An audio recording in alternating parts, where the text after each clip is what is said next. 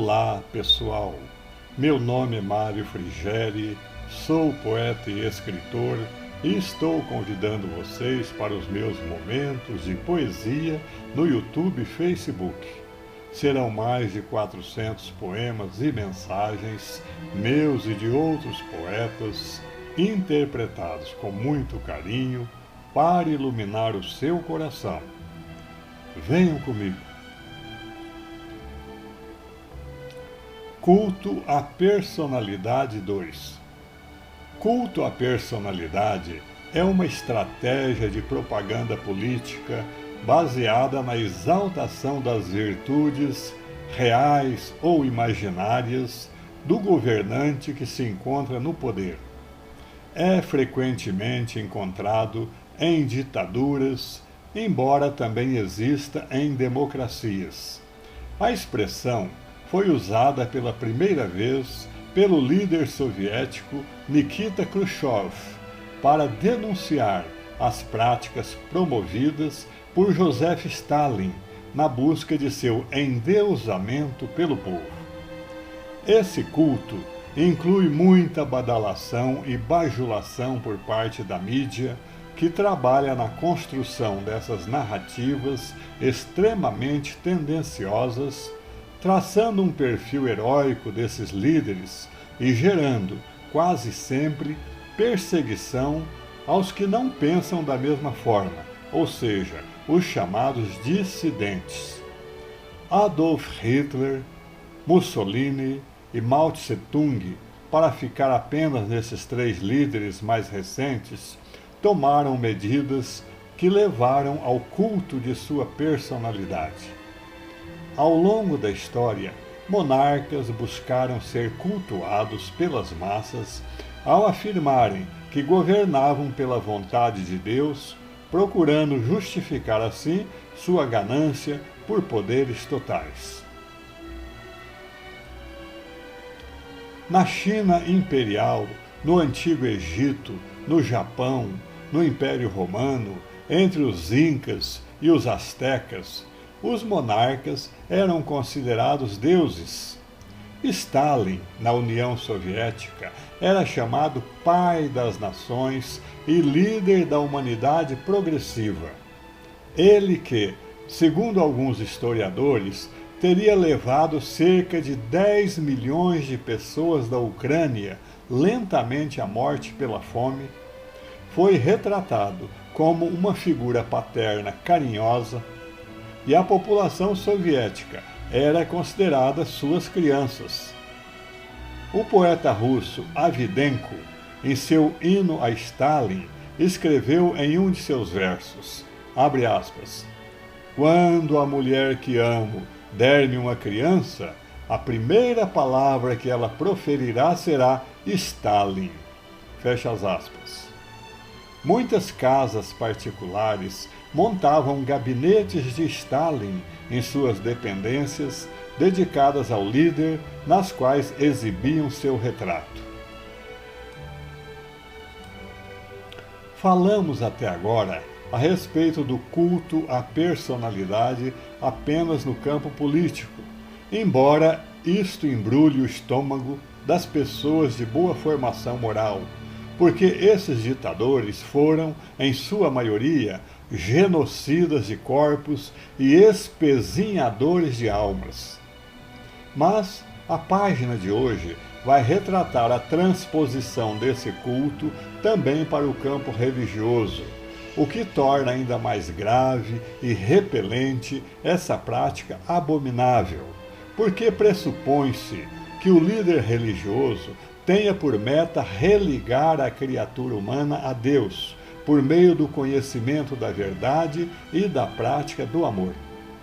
O texto é condensado de um editorial publicado em Reformador, mensário da FEB, de julho de 1972, sob o título Idolatria. E idolatria não se refere apenas à adoração a santos de barro, visto ser essa uma devoção deturpada que acaba migrando para o endeusamento dos seres humanos, muitas vezes alimentada por eles mesmos em seu desejo insano de perpetuar-se na memória das massas. Dito isto, vamos ao texto. Culto à personalidade 2. Ao recordar os registros da história religiosa da humanidade, em particular aqueles que antecederam o advento do cristianismo, há muitos fatos que causam hoje verdadeiros arrepios, tal a crueza com que retratam o grau de infidelidade e de embrutecimento dos homens diante do Criador. Moisés, que vinha conduzindo o povo de Israel no rumo da terra prometida, sustentava-o na penosa marcha, mediante as mais exuberantes demonstrações do desvelo e da proteção divina, conseguindo com isso manter aquelas criaturas unidas em torno da fé em um Deus único e transcendente. Um dia, aquele condutor seguro e severo teve de abandonar por algum tempo o comando imediato de sua gente, a fim de atender ao chamado de seu Senhor para receber no alto do Sinai as tábuas da lei de Deus.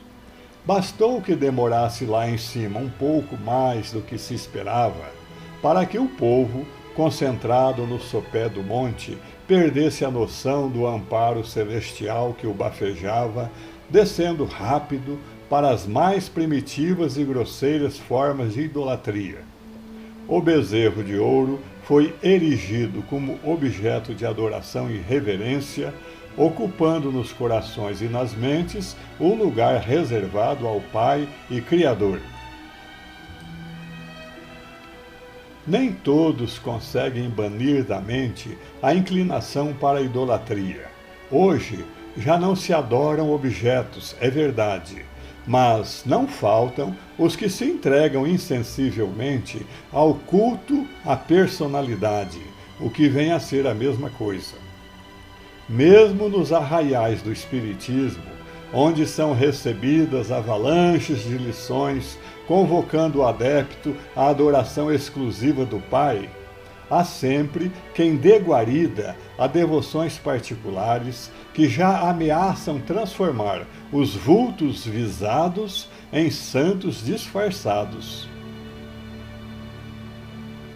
Um exame isento de quaisquer entraves mostrará que bem poucas instituições não se empenham em comemorar as datas referentes à reencarnação e desencarnação de algumas figuras preeminentes da doutrina, nada faltando para que passem a constar de um calendário litúrgico. Bezerra de Menezes, por exemplo, já é alvo de uma devoção muito disseminada. Em qualquer recanto do país se encontram fotografias ou efígies do grande trabalhador entronizadas e veneradas com requintes ritualísticos.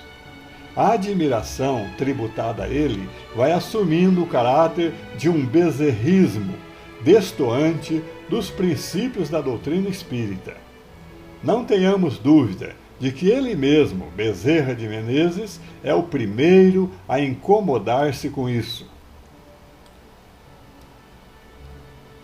Impõe-se, portanto, redobrada atenção. O bezerro de ouro é um fantasma que a história guarda a feição de advertência permanente. Faça-se, portanto, a cirurgia inadiável antes que o mal infeste todo o organismo. Para os espíritas, seguindo os exemplos de Allan Kardec e Bezerra de Menezes, somente um deve ser reverenciado e, mesmo assim, exclusivamente em sentido espiritual, que é Jesus, nosso Divino Mestre e Senhor.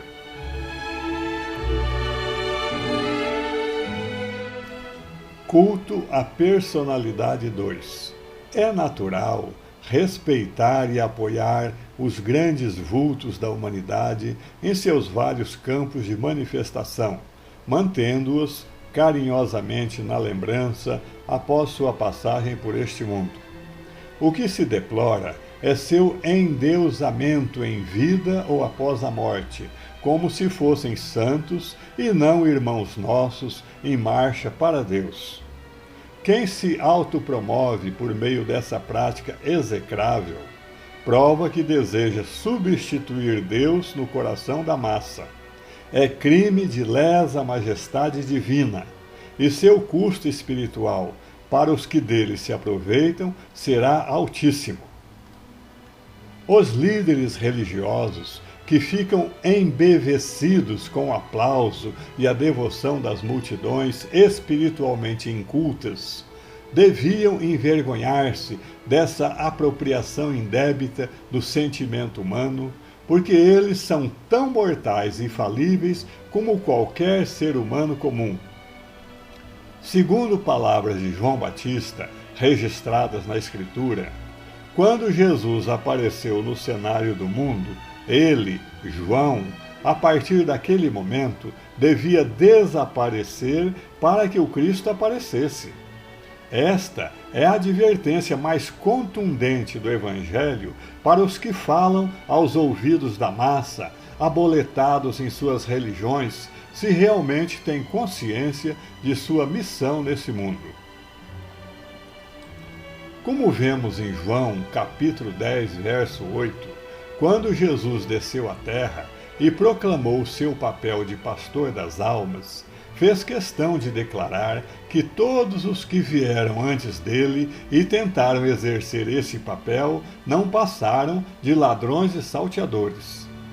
Podemos dizer igualmente que todos que vieram depois dele e caíram nessa mesma armadilha infeliz da treva, também devem ser considerados ladrões e salteadores, porque o trono dos corações humanos pertence exclusivamente a Deus, ao Cristo e ao Espírito Santo, e a mais ninguém.